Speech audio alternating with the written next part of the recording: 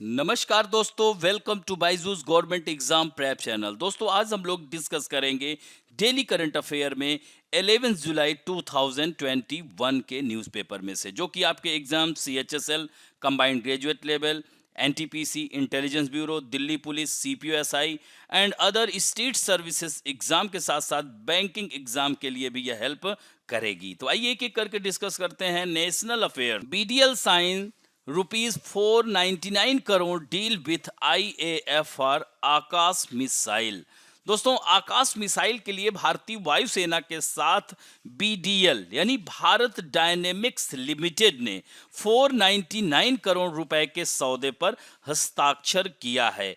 आकाश missile जो है सतह से हवा में मार करने वाली मिसाइल है। तो Bharat dynamic limited sign a contract worth around 499 crore with the defence ministry for the manufactures and supply of Akash missile for the Indian air force. किसके लिए?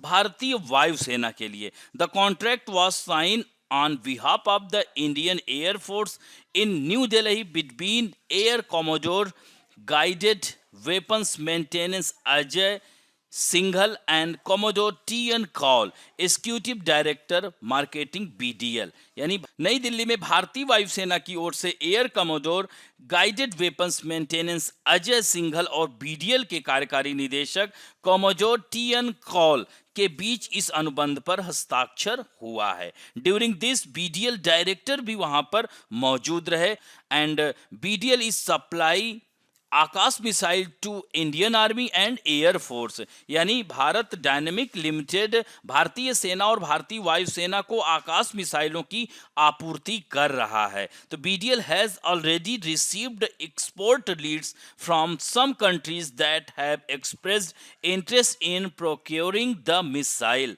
यानी BDL अब विदेशों में भी निर्यात करेगा, उसके लिए उसको लीड प्राप्त हो चुकी है। यह महत्वपूर्ण है, पॉइंट इसे भी ध्यान रखेंगे। The company also manufactures in anti-tank guided missile, air-to-air missile, air-to-surface weapons, launchers, test equipment, underwater weapons and counter-measure system। यह सब बनाती है। दोस्तों कंपनी को वित्त वर्ष 2020 एंड 21 के दौरान लगभग 2803 करोड़ रुपए के नए ऑर्डर भी मिले हैं। तो यह भी फैक्ट ध्यान रखेंगे। अब बढ़ते हैं दोस्तों मणिपुर का जो स्टेशन है वेंगा इचुन पाओ रेलवे स्टेशन को भारतीय नक्शे पर जगह मिल गई है। यानी असम के सिलचर असम में है, रेलवे स्टेशन है। वहां से एक पैसेंजर ट्रेन मणिपुर के वेंगाई चुनुपाओ रेलवे स्टेशन पर ट्रायल रन के लिए पहुंची और इस ट्रायल रन के साथ ही मणिपुर को इंडियन रेलवे के नक्शे पर जगह मिल गई है। इस ट्रेन ने दो पूर्वोत्तर स्टेशनों के बीच 11 किलोमीटर की दूरी तय की। The train stopped briefly at Jiribam railway station in Manipur. यह भी ध्यान रखेंगे। और मणिपुर की कैपिटल इंफॉल है, वहां के गवर्नर नजमा हेपतुल्ला और वहां के मुख्यमंत्री N बीरेन सिंह। इवन मुख्यमंत्री ने भारत के प्रधानमंत्री को थैंक्स बोला कि इस तरह से मणिपुर भी रेलवे मैप में आने के लिए। और यहाँ पर मानचित्र में आप देख सकते हैं, यह सिलचर है, पोरबंदर से सिलचर, ये जिरीबाम है, यहाँ पर रुकी थी। तो यह जो है इसको मणिपुर भी अब कनेक्ट हो गया है। अब बढ़ते हैं दोस्तों इंटरनेशनल अफेयर्स में। US imposes sanctions on 14 more Chinese company. America ने 14 और चीनी कंपनियों पर प्रतिबंध लगा दिया है। तो the US government has put 14 more Chinese companies on the trade sanctions list. तो इस तरह से NHK world quoted the US commerce department as saying that the ban was imposed because of Beijing's involvement in human right abuses in the Xinjiang Uyghur autonomous region. दोस्तों यहाँ पर Uyghur जाति जो कि मुस्लिम संप्रदाय से बिलोंग करती है, इसके साथ लगातार चीन अमानवीय व्यवहार कर रहा है। ऐसे में विश्व के देश इवन संयुक्त राष्ट्र संघ भी चीन के खिलाफ कभी कभी आ जाता है। तो इस तरह से चीन has been rebuked globally for sending Uyghur Muslims to mass detention camps, interfering with their religious activities। तो इस तरह से उइघुर मुसलमानों को सामूहिक नजरबंदी शिविरों में भेजने, उनके धार्मिक गतिविधियों में इंटरफेयर करने के लिए चीन को विश्व स्तर पर फटकार लगाई गई है। तो NHK world reported that several Chinese companies that provide high tech surveillance system are also part of the sanction list. तो these companies have supported the CCP's campaign of mass internment and high-tech surveillance against Uyghurs and other ethnic minorities. The Biden administration is taking strict measure against Beijing's human right violation. तो यह Beijing ने मानवाधिकार उल्लंघनों के खिलाफ Biden प्रशासन सख्त कदम उठा रहा है। तो 2 मंथ एगो, अभी 2 महीने पहले ही सिंजियांग उइगुर क्षेत्र में जबरन श्रम करने का आरोप लगाते हुए 5 चीनी और पैनल कंपनियों को प्रतिबंध सूची में डाला था अमेरिका ने। तो इस तरह से CCP यानी चाइनीज कम्युनिस्ट पार्टी ने सिरे से इसको नकार दिया है कि यह गलत आरोप है, अमेरिका के द्वारा लगाया जा रहा है। तो इस तरह से दोनों देशों के बीच में यह इस तरह का जवाबी कार्रवाई चल रही है। अब बढ़ते हैं दोस्तों एनवायरनमेंट एंड इकोलॉजी में। More than 50 lakh people die every year due to severe heat and cold. यानी जलवायु परिवर्तन की वजह से भीषण गर्मी और ठंड से हर साल 50 लाख से ज्यादा लोग मर रहे हैं। तो a recent study has shown that over 5 million people die every year worldwide due to extreme hot और कोल्ड कंडीशन। यानी बहुत ज़्यादा गर्मी, जैसे इस समय आप नॉर्थ इंडिया में देख रहे हैं लोग गर्मी से बेहाल हैं, तो यही कंडीशंस विश्व के अन्य देशों में भी है। तो इस तरह से अत्यधिक गर्म या ठंडी परिस्थितियों के कारण दुनिया भर में हर साल 50 लाख से ज़्यादा लोग मारे जाते हैं। It is estimated that this is responsible for about 9.4% of all death in the world, which is equivalent to 74 additional death per lakh people. तो यह जो है, जो कि प्रति लाख लोगों पर 74 अतिरिक्त मौतों के यह बराबर है। तो of these extreme cold was responsible for 8.52% of the death and extreme heat for about 0.91%।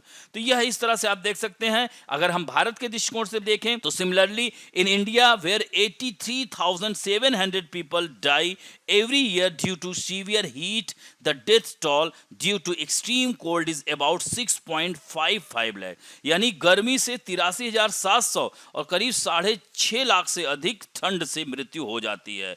However as global temperatures continue to rise, heat-related deaths are also increasing, clearly indicating that climate change may worsen the situation in the future।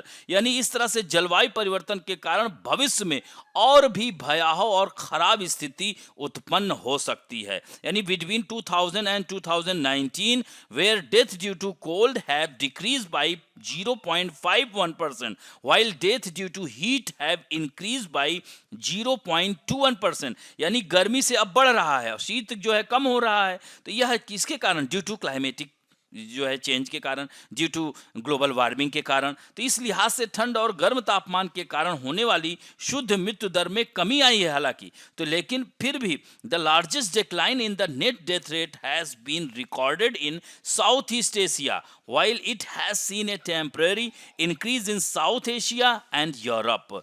तो यह आप आंकड़े देख सकते हैं।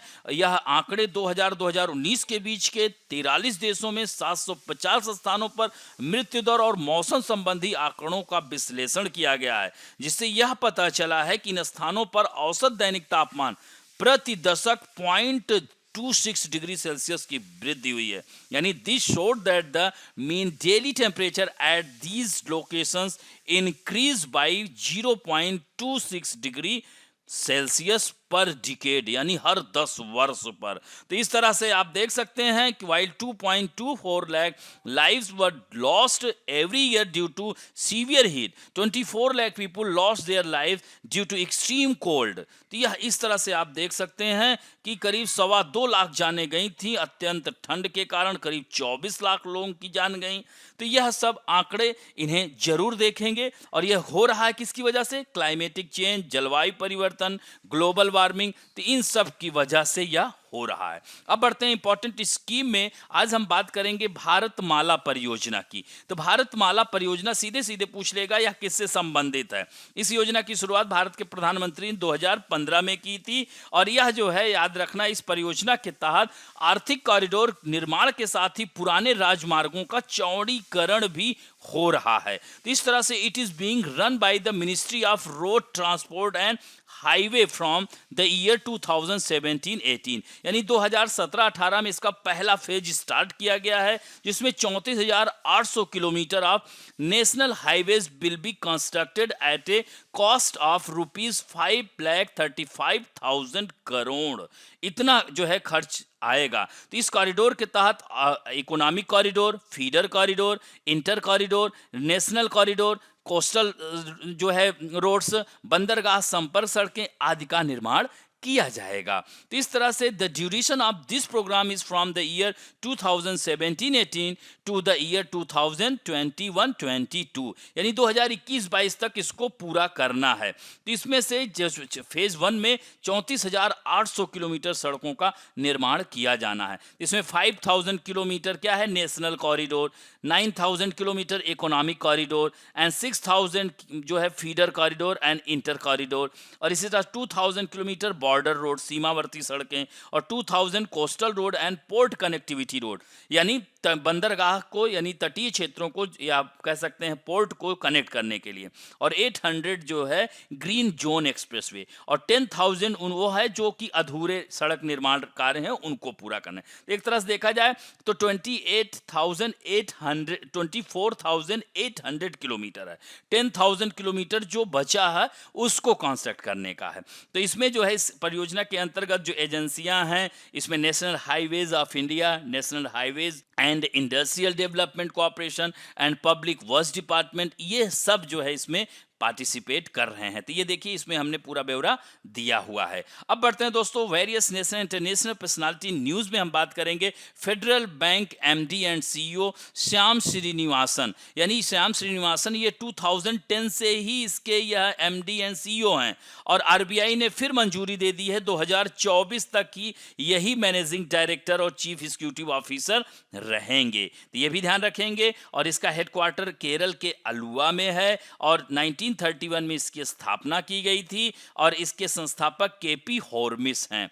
अब बढ़ते हैं दोस्तों, आईसीसी रिमूव मनु साहनी को जो है हटा दिया है सीईओ पद से। किसने? इंटरनेशनल क्रिकेट काउंसिल ने। हालांकि इन्होंने विरोध किया है कि उनके साथ जाति हो रही है, अपने साथियों के साथ सख्त व्यवहार के कारण आईसीसी ने इन्हें हटाया है। तो इस तरह से याद रखना कि वह 2019 में आईसीसी विश्व कप के बाद डेव रिचर्डसन की जगह सीईओ बने थे और उनका कार्यकाल 2022 में समाप्त होना था, लेकिन उससे पहले इनको हटा दिया गया है। और यह अबाउट आईसीसी से भी ध्यान रखेंगे, 1909 में इसकी स्थापना हुई थी। इसका हेडक्वार्टर दुबई में है, 104 मेंबर हैं, चेयरमैन इसके ग्रेग बर्कले हैं, उपाध्यक्ष इमरान ख्वाजा हैं। अब बढ़ते हैं दोस्तों पुस्तकें और पुरस्कारों में। यहां पर महत्वपूर्ण हो गया है, प्रतिष्ठित स्पेलिंग बी प्रतियोगिता जीतने वाली पहली अफ्रीकी अमेरिकी बनी है। इससे पहले इंडियन ओरिजिन के अमेरिकन बनते थे, इस बार वो सेकंड थर्ड रैंक पे रहे। तो लुसियाना प्रांत है वहां की 14 वर्षीय जैला एवांट गार्डे अमेरिका की प्रतिष्ठित स्पेलिंग बी प्रतियोगिता 2021 जीतने वाली पहली अफ्रीकी अमेरिकी बन गई हैं। तो इसके साथ ही along with this she is, यहाँ पे ये ध्यान रखेंगे, इसको शी कर लिए, she is the second black winner in the 93 year history of this competition. The Indian American who dominated the competition for year, यानी पिछले कई वर्षों से इंडियन अमेरिकन का वर्चस्व था, लेकिन इस बार सेकंड थर्ड रैंक पर रहे हैं। इसमें जैसे कि सैन फ्रांसिस्को की 12 year old Chaitra Thumala, New York की 13 year old Bhavana Madani, the Indian origin की अमेरिकन यह मेंबर्स हैं। तो यह जैला ने मुरैया शब्द की स्पेलिंग को बताने के लिए यह खिताब अपने नाम किया। तो it refers to genius of tropical Asian and Australian trees with pinnate leaves and flowers. तो यह ऑस्ट्रेलियाई पेड़ों की एक प्रजाति उष्णकटिबंधीय एशियाई, उसका इसका मतलब है जो मुरैया का मतलब, ये ध्यान रखें। और इसमें $50,000 की पुरस्कार राशि इसने जीती है। और पिछली वर्ष नहीं हो पाया था कोरोना की वजह से, 2019 में 370वीं रैंक थी इनकी, ये भी ध्यान रखेंगे। अब बढ़ते हैं banking and finance related news में।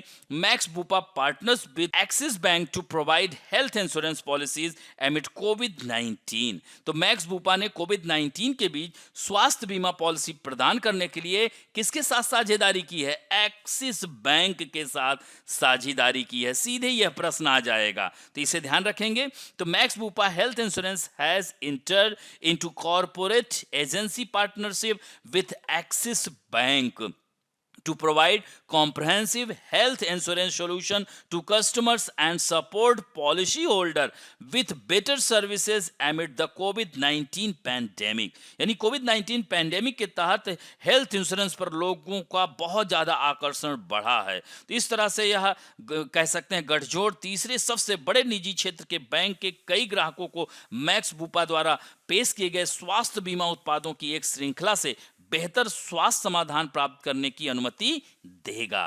तो इस तरह से यह पॉइंट रखें। इसमें 3 महत्वपूर्ण हैं। यह वेल बीइंग प्रीमिया है, ये 3 करोड़ तक का देगा बीमा राशि। इसी तरह से स्मार्ट हेल्थ है, यह एक स्वास्थ्य योजना है जो गंभीर बीमारियों के दौरान उच्च खर्चों को कवर करती है। इसी तरह से रीअश्योर, यह भी एक ऐसी योजना है कि लाभ के तहत असीमित बीमा राशि प्रदान करती है। ये तीनों पॉइंट इसको ध्यान रखेंगे। अब यहाँ पर एक्सिस बैंक और मैक्स बुपा इंश्योरेंस दोनों के बारे में अलग अलग हमने दिया है। इसके सीईओ अमिताभ चौधरी हैं, इसके सीईओ कृष्णन रामचंद्रन हैं। इसका जो है अहमदाबाद में स्थापित किया गया था, हेडक्वार्टर मुंबई है और इसका हेडक्वार्टर नई दिल्ली में है। 2008 में इसे स्थापित किया गया था। अब बढ़ते हैं दोस्तों स्पोर्ट न्यूज में। कोपा अमेरिका 2021 जीत लिया है अर्जेंटीना ने, 1-0 से हरा दिया।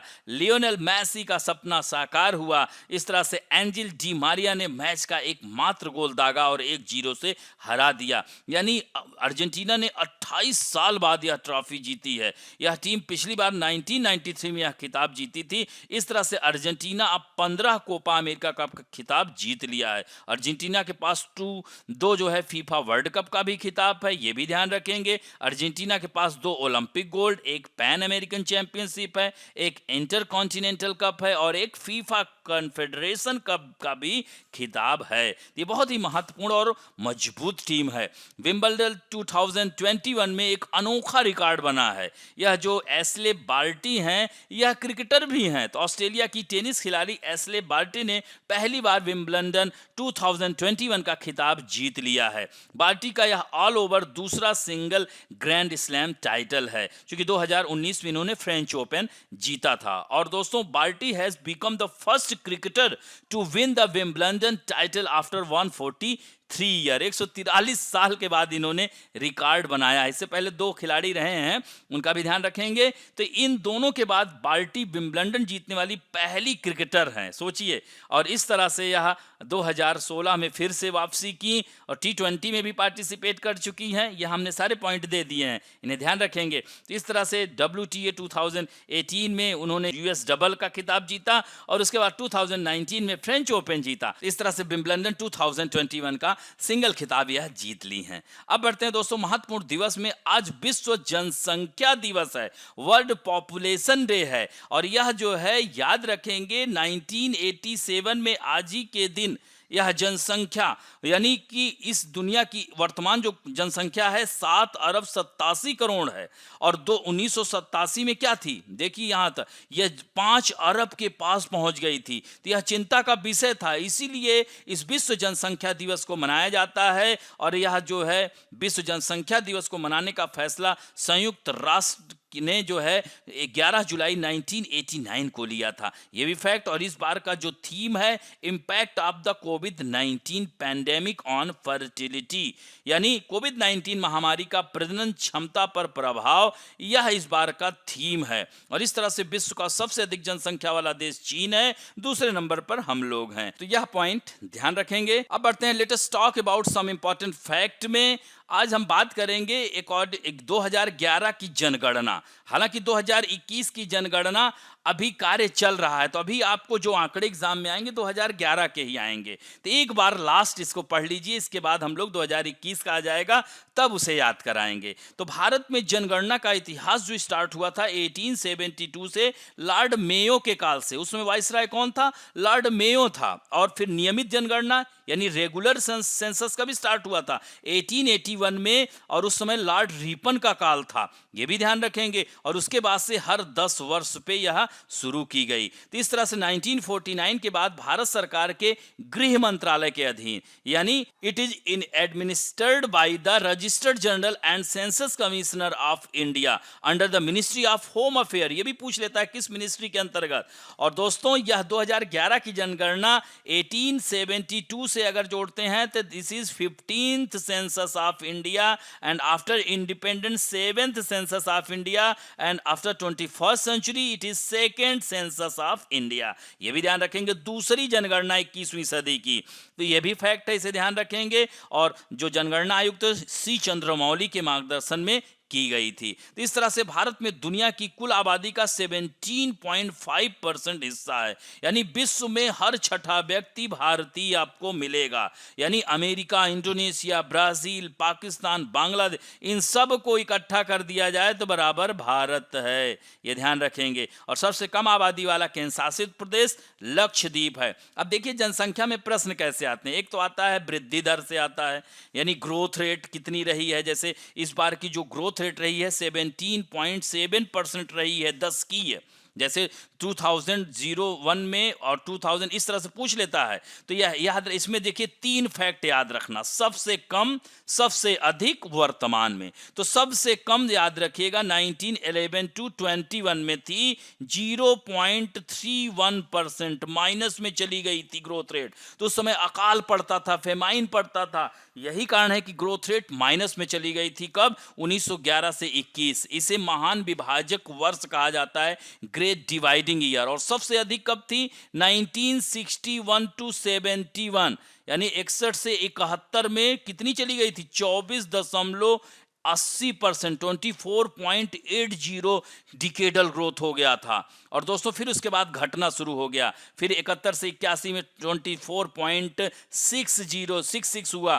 फिर जो है 81 से 91 में 23.87 हुआ। फिर 91 से 2001 में जो है घट करके 21.54 हुआ। और 2001 से 2011 के बीच में 17.7% हो गया है। इसे याद रखेंगे। और आबादी की बात की जाए तो अकॉर्डिंग टू 2011 सेंसस, इंडिया की जो पॉपुलेशन है 1,21,05,69,573, यह पूरी जनसंख्या है। विश्व की कुल जनसंख्या का 17.5% है। तो इस तरह से याद रखेंगे कि टॉप जो शीर्ष राज्य हैं उत्तर प्रदेश है, ये विश्व में 5वें नंबर पे आ गया है। जैसे विश्व में हर पांचवा छठा व्यक्ति भारतीय है, उसी तरह से भारत में हर छठवां व्यक्ति जो है उत्तर प्रदेश का है। दूसरे नंबर पे महाराष्ट्र है, तीसरे पे बिहार है, चौथे पे वेस्ट बंगाल है। और इसके बाद टॉप 5 लिटरेसी रेट, साक्षरता दर क्या होता है, यानी 7 ईयर से, याद रखिएगा 7 वर्ष से ऊपर का बच्चा पढ़ना लिखना जानता हो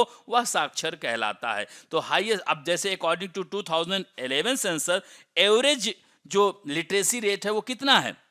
73% है, याद रखेंगे। और इंडिया में सबसे अधिक लिटरेसी रेट केरल का है, दूसरे पे लक्षद्वीप, तीसरे पे मिजोरम और चौथे पे गोवा, पांचवें पे त्रिपुरा, ये भी ध्यान रखेंगे। और सबसे कम अभी बिहार में ही है, हालांकि वृद्धि दर सबसे अधिक बिहार की हुई है। इसी तरह से जनसंख्या घनत्व क्या होता है, यानी पर स्क्वायर किलोमीटर में रहने वाले लोगों की संख्या को जनसंख्या घनत्व कहा जाता है। तो याद रखेंगे अकॉर्डिंग टू 2011 सेंसस, भारत का जो पॉपुलेशन डेंसिटी था वह 382 था, ये ध्यान रखेंगे। यानी पर स्क्वायर किलोमीटर में 382 लोग रहते हैं। तो इस तरह से, और हाईएस्ट जो डेंसिटी किसकी है, तो वह बिहार की है, 1106 है। दूसरे नंबर पे वेस्ट बंगाल है, तीसरे पे केरल है, चौथे पे उत्तर प्रदेश है। और इसी तरह से अगर केंद्र शासित प्रदेशों की बात की जाए तो 1 स्क्वायर किलोमीटर में दिल्ली में 11,320 पीपल रहते हैं, ये ध्यान रखेंगे इस तरह से। और देखिए यहाँ पर दमन द्वीप दे रहा है, जबकि अब दमन द्वीप दादर नगर हवेली दमन द्वीप हो गया है।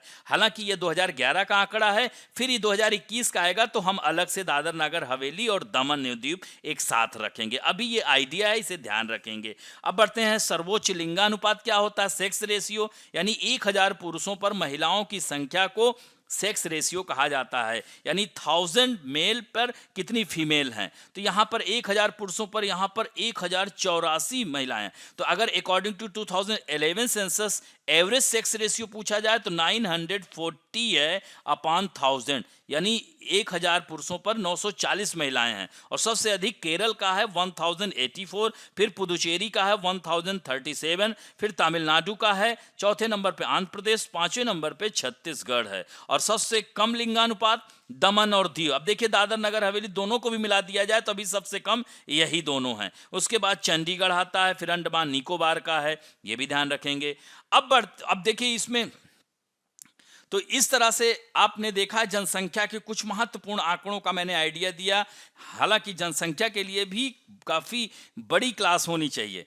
अब बढ़ते हैं दोस्तों, जो है आप लोगों के सेक्शन में जो कि लगातार बहुत ही अच्छा उत्तर दे रहे हैं, अच्छे प्रश्न भी कर रहे हैं, और भी थोड़ा अच्छे प्रश्न करिए आप लोग, एग्जाम ओरिएंटेड। हाँ, आज उत्तर देने वालों में हैं ज्योति गर्ग, टाइम मीना, एकता मिली, अमरजीत सिंह बल्लू, हेमा गणेश, रेणु बाला, सचिन वशिष्ठ, संदीप यादव, त्रिवेणी बघेल, अंकिता राठौर, जीएस प्रजापति, तेज प्रताप सिंह, विनोद जायसवाल, साई तेजा डुग्गी, स्वप्निका सिंह, अभिलाषा शर्मा, नाइम अंसारी, मोहम्मद हसन, प्रतीक गंदोत्रा, मधु आशुतोष, इतने लोगों ने कमेंट और उत्तर दोनों दिए हैं। कुछ लोगों ने प्रश्न किया है, जैसे साई तेजा ने पूछा है, according to mythology Bharat king ruled India but not mentioned in any history book sir, is it correct और रॉन्ग। देखिए यहाँ पर देखिए ऐसा नहीं है, बहुत सारे हिंदू शासकों के बारे में भी जिक्र किया जाता है। आप प्राचीन भारत का इतिहास उठाएंगे तो जितने भी जो हिंदू शासक हैं उन्हीं के बारे में तो उसमें किया गया है। तो इस तरह से ऐसा नहीं है। देखिए आधुनिक भारत, जैसे मुगल पीरियड, जब भारत में विदेशी आक्रमणकारी आगमन जब होने लगा तो उसके बाद धीरे धीरे उन लोगों के बारे में बताया जाने लगा।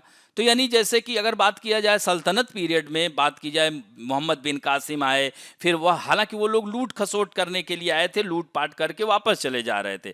फिर बाद में वो तो सल्तनत पीरियड का जो पहला गुलाम वंश स्थापित हुआ, फिर यहाँ पर शासन करने लगे, फिर खिलजी वंश आया, फिर तुगलक वंश आया, सैयद वंश आया, लोधी वंश आया, फिर उसके बाद मुगल कालीन सत्ता स्थापित हो गई। भाई लोधी वंश में इब्राहिम लोधी की हत्या कर, फिर बाबर ने जो है मुगल वंश स्थापना कर दी, मुगल वंश भी चला। उसके बाद जो है औरंगजेब, ऐसे चलता। इवन 1857 के विद्रोह में अंतिम मुगल शासक बहादुर शाह जफर ही था। तो इस तरह से हिंदू राजाओं के बारे में भी उल्लेख है, प्राचीन भारत में बहुत सारा उल्लेख है, दक्षिण भारतीय। फिर ज्योति जी ने प्रश्न किया है, जनसंख्या नियंत्रण विधेयक यदि पारित होने के बाद कानून बन जाता है, जो जहां एक और इसका लाभ संसाधनों के उचित प्रयोग के रूप में मिलेगा, वहीं इसमें कुछ समस्याएं भी उत्पन्न होंगी, जैसे लिंग जांच बढ़ेगी यदि महिला को दोनों। हाँ देखिए इस तरह, देखिए कोई भी कानून आता है तो हर एक के लाभ हानि दोनों होते हैं ज्योति जी। तो इस तरह के यह भी साइड इफेक्ट हो सकते हैं। हालांकि अब यह धीरे धीरे यह मिथ अब टूट रहा है, लड़का लड़की अब दोनों लगभग समान, लोग अपनी बेटियों को भी अब उतना ही एजुकेशन से लेकर हर मामलों में अब उनके साथ वह जो है उनको मौका दिया जा रहा है। तो अब समय बदल रहा है, अब यह न्यू इंडिया है। अब लोगों में यह सब भ्रांतियां बदल रही हैं कि बेटियां कमजोर होती हैं। बेटियां कमजोर नहीं हैं। आप चाहे रिजल्ट उठाकर देख लीजिए, कोई भी रिजल्ट, चाहे हाई स्कूल बोर्ड का रिजल्ट हो, 12th का हो, आईएएस हो, पीसीएस हो, कोई भी रिजल्ट, हर जगह वो लोग बराबर कदम से कदम मिलाकर चल रही हैं। तो इस तरह की अब यह कारण बहुत ज़्यादा यह तर्कसंगत नहीं लग रहा है, लेकिन कुछ मामलों में माना जा सकता है। और राजदूत जो अपॉइंट किए जाते हैं, देखिए 193 देश, अब हमारा किन देशों के साथ कैसा संबंध है यह डिपेंड करता है। तो इस तरह से से हम जिस देश से हमारे उपनिवेश या अच्छे संबंध हैं उनके यहाँ हम अपने राजदूत दोनों देशों के बीच आपसी सामंजस्य स्थापित करने के लिए यह राजदूत होते हैं। मान लीजिए युद्ध जैसी स्थिति उत्पन्न होती है तो ऐसे में भी लोगों का बहुत इंपॉर्टेंट रोल होता है। और प्रेरित प्रजनन ब्रीडिंग जो होती है, यह जो मछलियों के जो उन्होंने ब्रीडिंग नीली क्रांति कैसे भाई मछलियों के उत्पादन के लिए, तो मछलियों के उत्पादन में जैसे कि अब जैसे अनाज में हम लोग हाइब्रिड अनाज का यूज कर रहे हैं, तो उसी तरह से उसमें भी उन्होंने यह जो है तकनीक इजाद किया और मछलियों के उत्पादन बढ़ाने के लिए यह तकनीक का प्रयोग किया था हीरालाल जी ने, इसीलिए उनको फादर ऑफ ब्रीडिंग कहा जाता है। ठीक है, तो अब आते हैं प्रश्नों पर। आज का पहला प्रश्न है, Bharat dynamic limited sign a contract worth approximately how many crore rupees with the defence ministry to manufacture and supply Akash missile for the Indian air force? 399 crore, 499 crore, 599 crore या 699 करोड़? नेक्स्ट क्वेश्चन है, which country recently ban 14 more Chinese companies? America, Britain, India, Australia? And next question है, when was the Bharatmala project started? 2014, 15, 16 या 18? And next question है, who is the present MD and CEO of federal bank? Shyam Srinivasan, Krishnan Ramachandran, Amitabh Chaudhary या Rajesh Kara? And next question है, recently Max Bupa partnered with which bank to provide health insurance policy amid COVID-19? S Bank, Axis Bank, ICICI Bank, HDFC Bank? And next question है, who recently became the first African American to win the prestigious spelling bee competition? Jayla Avant Garde, Chaitra Thumla and Bhavna Madini या none of these? Next question है, which country won the final of the Copa America Cup? Chile, Brazil, Argentina, Colombia? And next question है, women's single Wimbledon 2021 winner Ashley Barty belong to which country? America, Australia, Britain, Spain? And next question है, when is World Population Day celebrated? 8 July, 9, 10th या 11 July? And last question है, which state has the highest population density on the basis of 2011 census? 2011 की जनगणना के आधार पर सबसे अधिक जनसंख्या घनत्व वाला राज्य कौन सा है? उत्तर प्रदेश, केरल, बिहार, वेस्ट बंगाल? तो इस तरह से इन 10 प्रश्न के उत्तर दीजिएगा। आशा करता हूं कि आज का क्लास आप लोगों को अच्छा लगेगा, और दोस्तों अच्छा लगे तो प्लीज लाइक करना ना भूलें, share, subscribe and bell icon भी जरूर दबाएं। थैंक यू दोस्तों।